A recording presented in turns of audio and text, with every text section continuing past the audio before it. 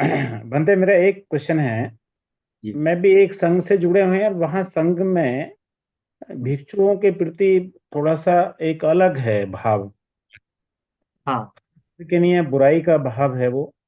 अब हाँ। मैं उससे सहमत नहीं हूँ और वो अपना तर्क जो ना, बाबा साहब को भी उसमें अपने आप को कर लेते हैं, शामिल कर लेते हैं कि बाबा साहब ने भी ऐसा बोला था कि भिक्षु जो है ना यहाँ के गुणवान नहीं है और भिक्षु नहीं होने चाहिए, ऐसे करके उसमें हाँ, हम तो उन्होंने बाबा अपना। साहब का भैया 17वां वॉल्यूम नहीं पढ़ा है, जिसमें बाबा साहब ने सेमिनरी की स्थापना, भिक्षुओं के प्रशिक्षण की व्यवस्था और इसके बारे में जहाँ बातचीत की है, या फिर वो स्पेशल एडिशन छपा था कि उसमें कैसे करना चाहिए, इस बारे में उस व्यक्ति ने नहीं पढ़ा है, नहीं जाना है, इसीलिए, या फिर वो अपने पर्सनल विचार बताने की कोशिश करता है, तो उस मूर्ख व्यक्ति के साथ थोड़ा सा संघ के प्रति तो भी दूरी बनाए, बाकी व्यवहार कर सकते हैं।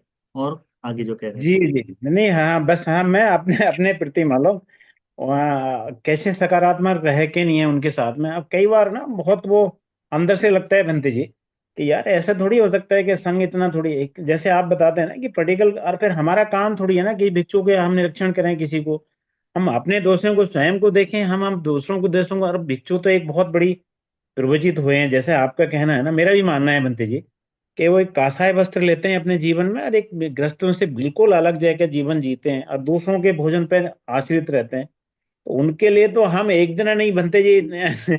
अगर हम अपने जीवन में झांक के देंगे तो एक दिन नहीं खा सकते किसी के साथ में, किसी के रह के नहीं, और हम दोष निकालने लगते हैं भिक्षुओं पे ना। तो वो मेरा मानना ये है कि मैं तो उस नजरिए से खास करके नहीं देखता हूँ, लेकिन फिर भी अपने आप को कैसे सकारात्मक रहें बनते जी ना, इस पर थोड़ा सा मार्गदर्शन अगर करेंगे तो बहुत ही साधुवाद। साधु साधु।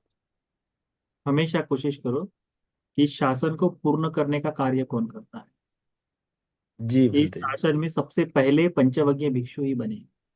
जी बनते। आज भी इस बुद्ध शासन की स्थिरता जो है, स्थिरता, जी बुद्ध जी। शासन की स्थिरता, जहां चार भिक्षु है वहां संघ समझा जाता है। जी बनते जी बिल्कुल। गृहस्थों के संघ को भगवान ने संघ नहीं कहा है। राइट बनते जबकि बनते, एक कंफ्यूजन ये भी आता है बनते, आप ये है ना, यहाँ पे वो लोग क्या करते हैं, एक ग्रस्तों के जो संघ है ना खास करके नहीं है। अब उसमें एक है प्रोसेस है, ठीक है, वो धम्मित्र धर्मचारी ऐसे करके नहीं, तो उनको मानते हैं, वो भी तो संघ है। लेकिन वो संघ को हाँ, अपने आप को तुम ज्यादा मानते हो और एक भिक्षुओं के संघ को कहते हो कि नहीं भाई। तो वो मेरे को थोड़ा सा बड़ा कभी कभी बनते जी लगता है ना। कैसा है, जब तुम एक ग्रुप बना लेते हो तो दूसरों जैसे, हमने बुद्ध सा हम जब भी आपको प्रवचन करते हैं, हम हमेशा जी। कहते हैं किसी दूसरे धर्म पर कोई लांछन ना उठाए। राइट बनते जी क्यों? जी। क्योंकि बुद्ध का शासन इतना श्रेष्ठ है कि तुमको दूसरों को नीचा दिखाने की जरूरत नहीं। राइट बनते बिल्कुल अपने बिल्कुल। पास यदि बहुत सुंदर चीज है तो अपनी अच्छी जी चीज बता, दूसरों जी की जी। बुराई दिखाने की आवश्यकता नहीं। हम लोग क्या हम्म। करते हैं दूसरों की। अब जब राइट। भिक्षुओं के बारे में यदि यानी गृहस्थों के पास ऐसा कुछ भी श्रेष्ठ नहीं है, जी। तो वो यदि श्रेष्ठ बनना है तो दूसरों की गलतियां दिखाकर अपने को बड़ा बताएंगे कि नहीं। राइट बनते बनते, हाँ जी जी वही जी जी बस, ना। दूसरा कुछ नहीं है। भगवान आप बनते। देखिए, जितने सूत्र है सब सूत्रों में एक ही कहा गया है। क्या कहा गया है? कि एसाहं भवंतं गौतमं शरणं गच्छामि, धम्मं च भिक्खु संघं च उपासकं मं भगवा धारेतु, अज्जतज्ञे पानुपेतं शरणं गतंति। इसका मतलब ऐसा होता है कि आज से तथागत मैं आपकी शरण में जाता हूँ, धम्म की और भिक्षु संघ की शरण में जाता हूँ। भगवान मुझे आज से अपना शरणागत आजीवन उपासक धारण करे, स्वीकार करे करके कहना है। अब यदि यह नहीं है तो उस व्यक्ति की शरण किसकी है पता नहीं, तो उसका मार्ग भी पूर्ण नहीं हो सकता। उपासकों के जो समूह बताए हैं शासन में, उसमें केवल वाणी है, बुद्ध की वाणी को वहां तक बताने के कार्य के बारे में बताया गया है। परंतु बुद्ध शासन की स्थिरता भिक्षुओं के कारण ही है। अन्यथा बाबा साहब को आवश्यकता नहीं थी चंद्रमणि भंते जी को बुलाकर धर्म दीक्षा धारण करे। आवश्यकता नहीं थी कि प्रवच उसके दीक्षा के पहले भी, दीक्षा के बाद भी, उस दिन के बाद नहीं, उस समय भिक्षुओं के भोजन की, चारों दिशा चारों जगह जाकर नमन करने की, सभी को नमन करने की। बाबा साहब जहां जहां गए वहां सब जगह नमन किया है बाबा साहब ने। तो उस समय भिक्षुओं को नमन किया है। उसकी आवश्यकता नहीं थी यदि ऐसा होता तो। जो समझ नहीं पाते, बाबा साहब के उद्देश्य को समझ नहीं पाते, ऐसे व्यक्ति के बारे में हम कुछ भी कहें तो क्या, यानी उसका लाभ ही निरर्थक है, ऐसा निरर्थक है वो।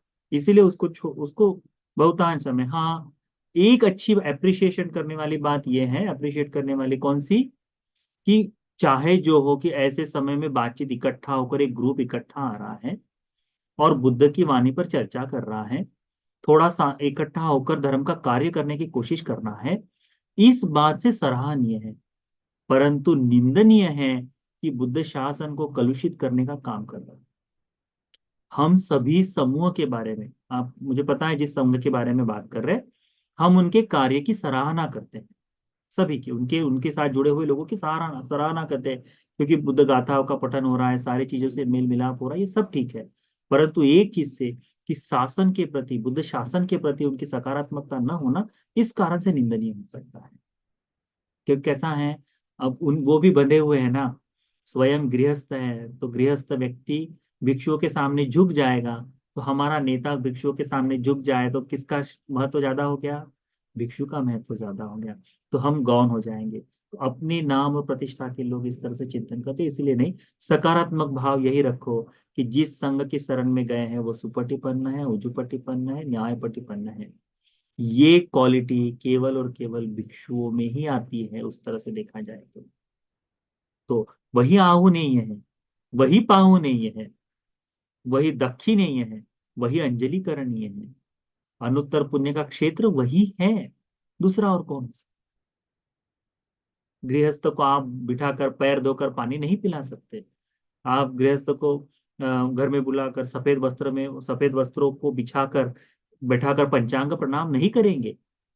आप उनसे हालचाल पूछेंगे, कैसे है उपासक, आप कैसे हैं, आप कल्याण मित्र, कैसे हैं आप गुरु जी, करके बात करेंगे।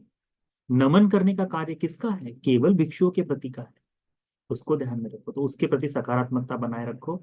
आपका, जिस तरह से आप धर्म को सुन रहे हैं, धीरे धीरे देखिएगा कि इन सभी संघों से अधिक श्रेष्ठ धर्म को आप प्राप्त कर लेंगे, और आपको पता भी नहीं चलेगा कि अरे हाँ, मैंने ये सारा भाव प्राप्त कर लिया।